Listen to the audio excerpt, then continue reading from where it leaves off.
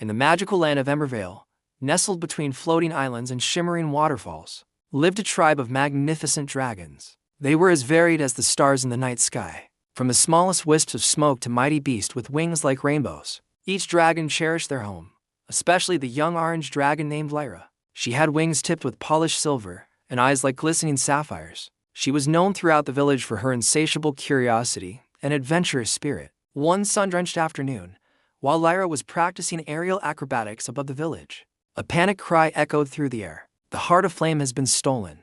It was Elder Ember. His usually vibrant orange scales dulled with worry. The heart of flame, a gem the size of a dragon's egg, pulsed with the warm light of 1,000 suns. It was said to be the heart of Embervale itself, keeping the land bathed in eternal daylight and imbuing each dragon with magical fire. Now it was gone, spirited away during the night by unknown talons. Lyra felt a surge of fear, quickly chased by determination. If the thief wasn't caught, Embervale would plunge into eternal darkness, draining their magic and extinguishing their very essence. Without hesitation, she landed beside Elder Ember. "I'll bring it back," she promised, her voice ringing with resolve. Though her enthusiasm was admirable, Elder Ember shook his head sadly. "You're too young, Lyra. This is a task for the most experienced SkyFire dragons." But Lyra wasn't one to back down. "I may be young, but I'm not afraid, and I won't let Embervale fall into darkness. Please, Elder Ember, let me go." Her eyes shone with such fervor that he couldn't refuse her. Sighing, he agreed, but only on one condition. She must have a companion, a seasoned dragon to guide and protect her. Lyra beamed, already knowing just the dragon. Across the village square, a gruff voice boomed, "Who volunteers for such a perilous quest?"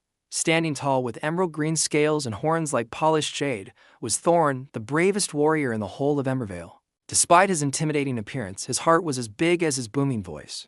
He might have been grumpy at times, but he was the most dependable dragon Lyra knew. "Thorn," she called out, rushing to him. "Will you come with me?" Thorn raised an eyebrow, surprised by the young dragon's request. Usually, the bravest of the brave sought him out, not the youngest and smallest. Still, there was determination in her sapphire eyes that mirrored his own. "All right, little flame," he rumbled, a hint of a smile tugging at his lips. "Where do we start looking?"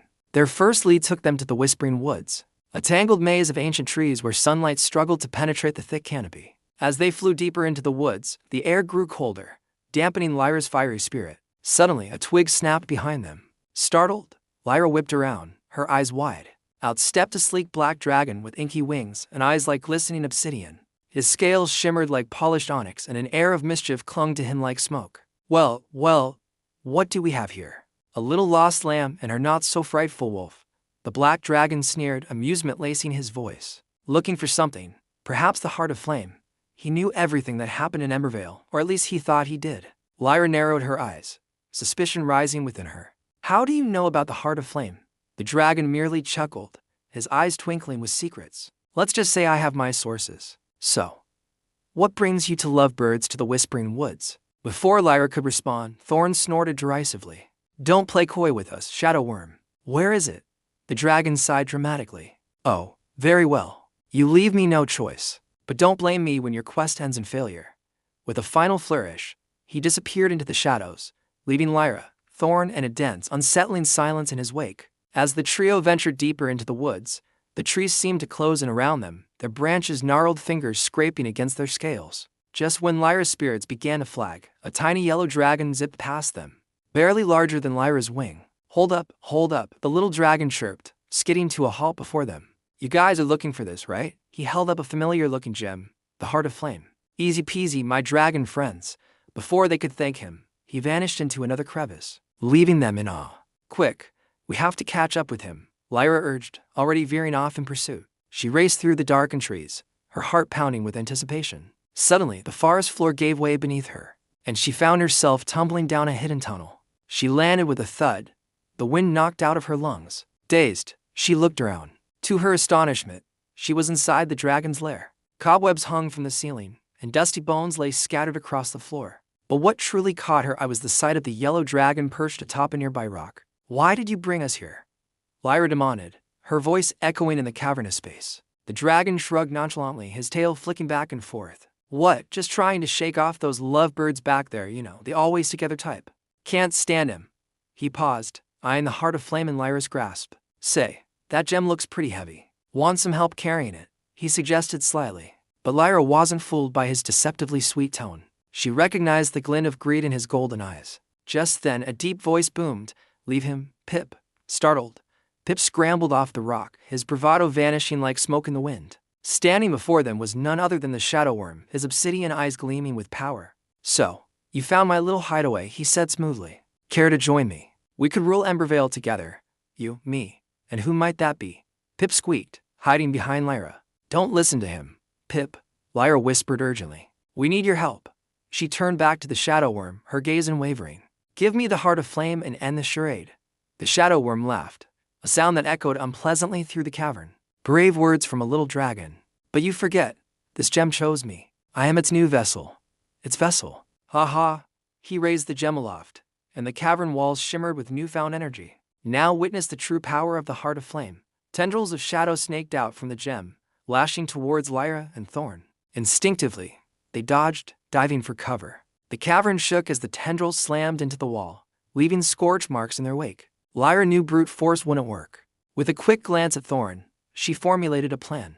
"Thorn, distract him." "Now, Pip," she hissed, "you heard the dragon. The gem chose him. So let's show it what it's missing."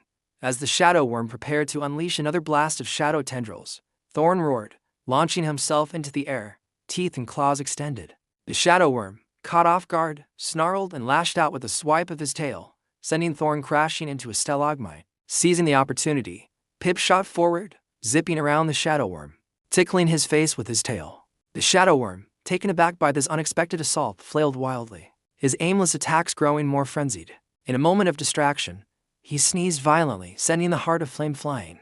Lyra, who had been watching for her chance, to forward, snatching the gem out of midair. As she landed, the cavern filled with the warm glow of returning sunlight. The Shadow Worm recoiled, his form flickering like a candle in the wind. With the gem back in her possession, Lyra felt a surge of power. Holding it high, she declared, "The Heart of Flame has returned to its rightful place."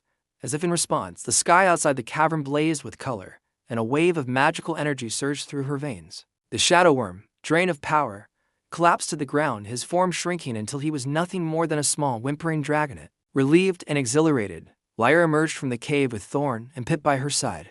The sight that greeted them was nothing short of spectacular. The sky blazed with color, and waves of magical energy rippled across Embervale. Other dragons cheered, their voices echoing across the land. And in the center of it all, bathed in the warm glow of the Heart of Flame, stood Lyra, the youngest dragon in Embervale, hailed as its hero.